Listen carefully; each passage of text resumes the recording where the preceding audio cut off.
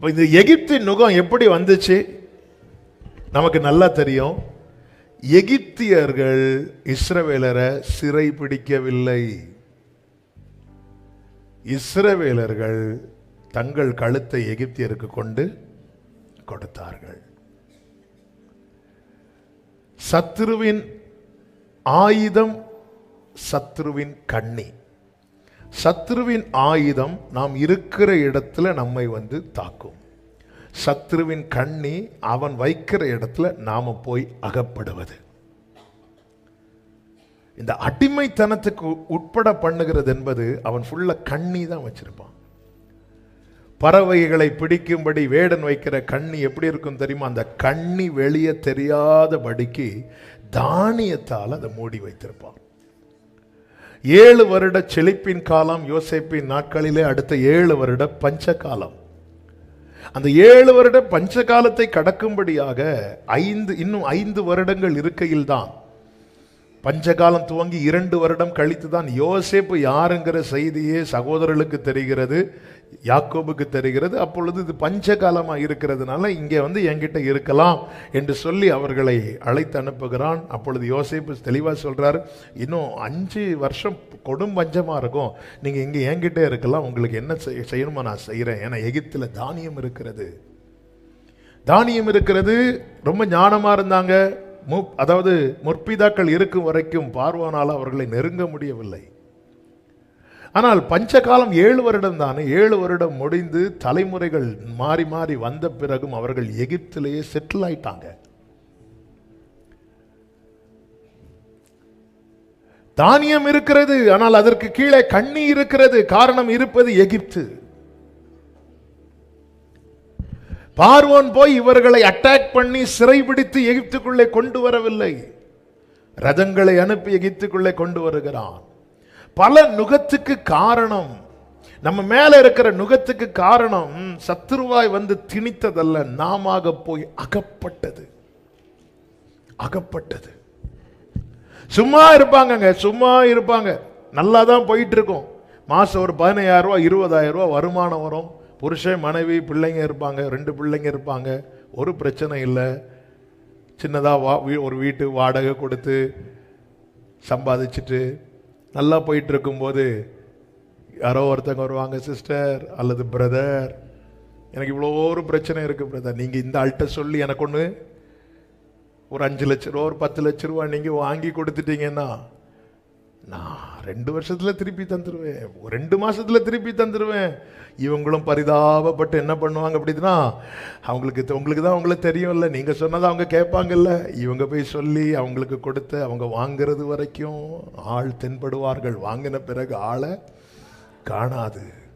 இந்த குடும்பத்தில் பிரச்சனை தலை தூக்க ஆரம்பிச்சிடும். கடந்த 2 ஆண்டுல வந்த ஜபக்குறிப்பில், பெரிய ஜபக்குறிப்பில் இது ஒரு பகுதி.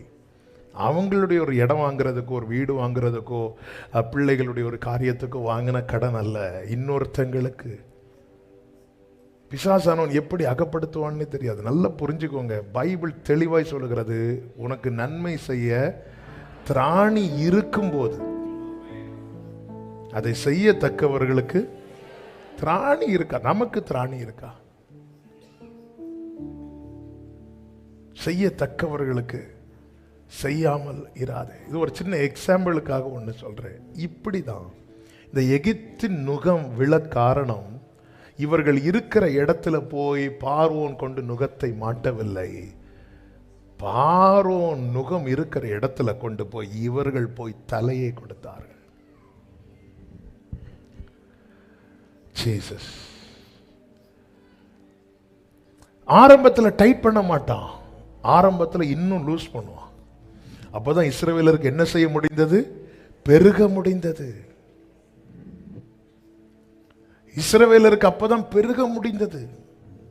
அதாவது முதல் படியிலிருந்து கீழே விழுந்தா அவ்வளோ அடிபடாது, ஆனா 100வது படியிலிருந்து கீழே விழுந்தா எங்க பாதிப்பு வரும்னே தெரியாது.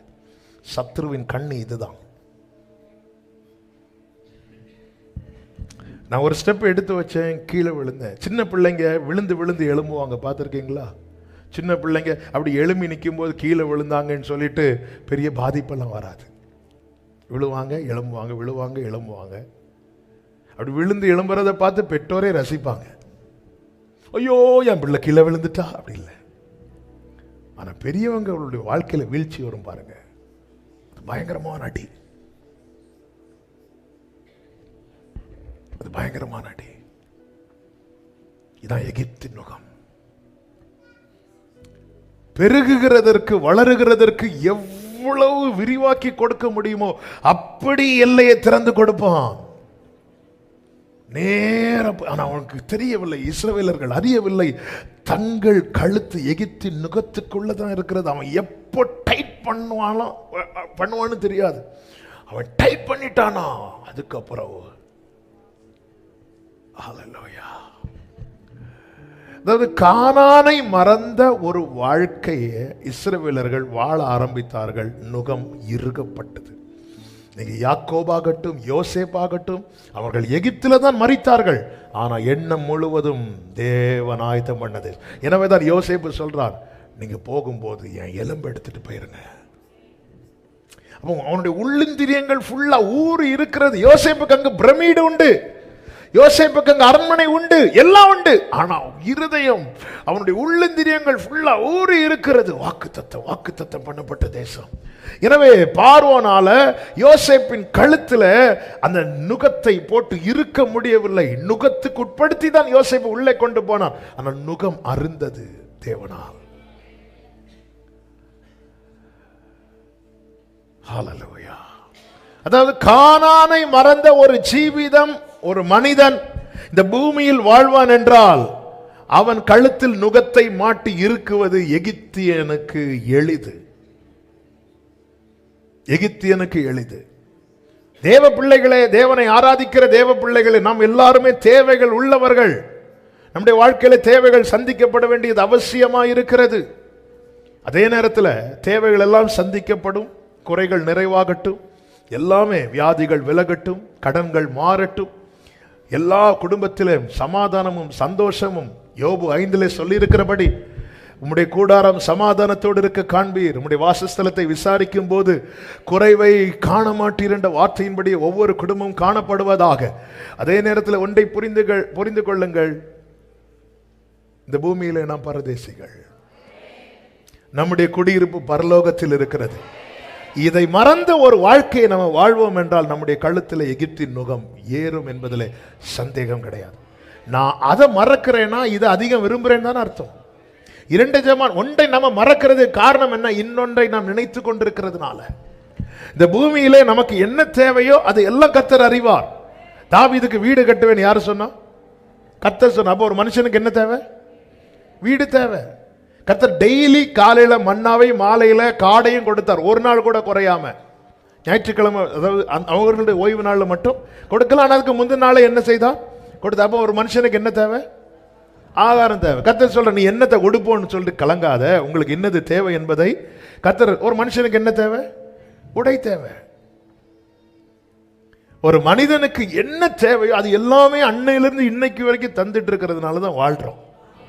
நான் 1 வருஷமா காத்து மட்டும் தான் குடிச்சு வாழ்ந்துட்டு இருக்கிறேன்னு யாராவது இருக்கிறீங்களா? சில சொல்லுவாங்க, நான் காத்து மட்டும்தான்.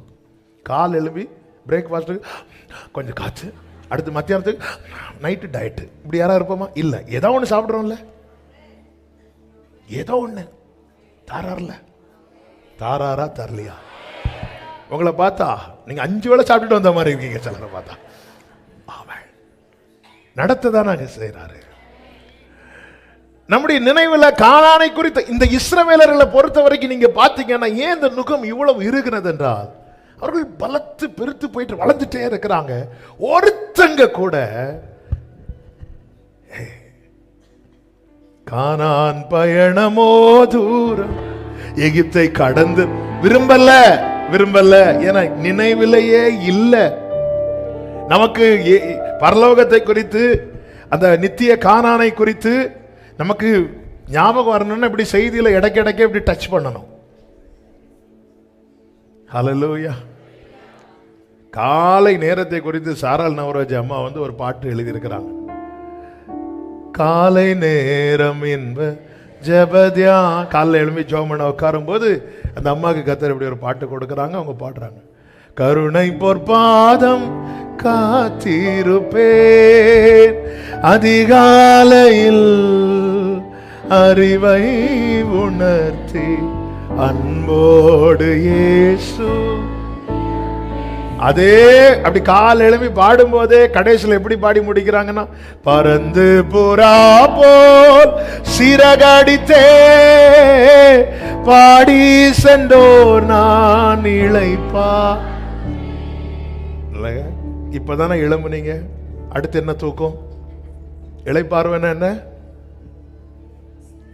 காலைல எழும்பும் போதே சிலர் இந்த பாட்டை மாத்தி பாடி பாடி சென்றோர் இளைப்பார்வை, அடுத்து ஒரு தூக்கம். அவங்க காலை எழும்புனதும் அவங்க தேடலை பார்த்தீங்களா? இப்படி ஒவ்வொரு நாள் நான் காலையில் எழும்பிட்டு இருக்கிறேன், எழும்புறேன், நிற்கிறேன், நடக்கிறேன்.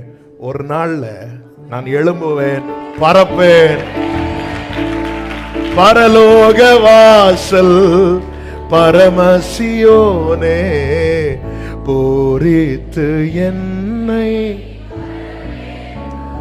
நித்தியத்தை குறித்த சிந்தையில் இருக்கிறவன் கழுத்திலே நுகம் ஏற்றப்படாது, ஏற்ற முடியாது.